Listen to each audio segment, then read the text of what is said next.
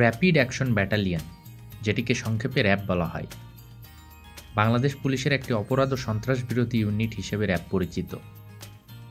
বাংলাদেশ সেনাবাহিনী, নৌবাহিনী, বিমান বাহিনী, পুলিশ, বর্ডার গার্ড এবং বাংলাদেশ আনসার সদস্য নিয়ে এই অভিজাত বাহিনী গঠিত।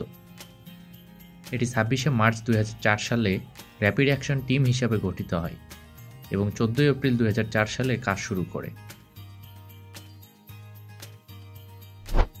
2024 সালের 7ই আগস্ট AKM শহীদুর রহমান র্যাবের 12তম ডিজি হিসেবে দায়িত্ব গ্রহণ করে। তিনি বর্তমান র্যাবের মহাপরিচালক।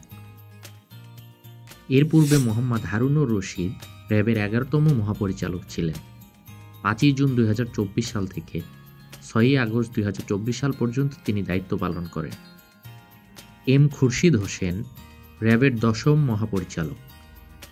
তিনি 30শে সেপ্টেম্বর 2022 সাল থেকে 5ই জুন 2024 সাল পর্যন্ত দায়িত্ব পালন করেন।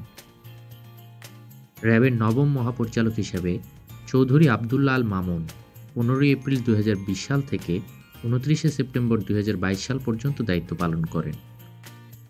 এর পূর্বে বেনজির আহমেদ র্যাবের 8ম মহাপরিচালক হিসেবে 7ই জানুয়ারি 2015 সাল থেকে 14 এপ্রিল 2020 সাল পর্যন্ত দায়িত্ব পালন করেন।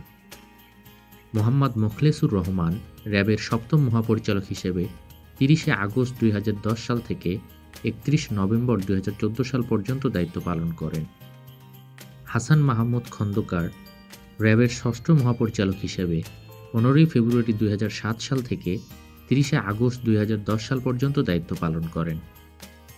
এর পূর্বে র্যাবের 5ম মহাপরিচালক হিসেবে বাহারুল আলম 13 ফেব্রুয়ারি 2007 সাল থেকে 14 ফেব্রুয়ারি 2007 সাল পর্যন্ত দায়িত্ব পালন করেন।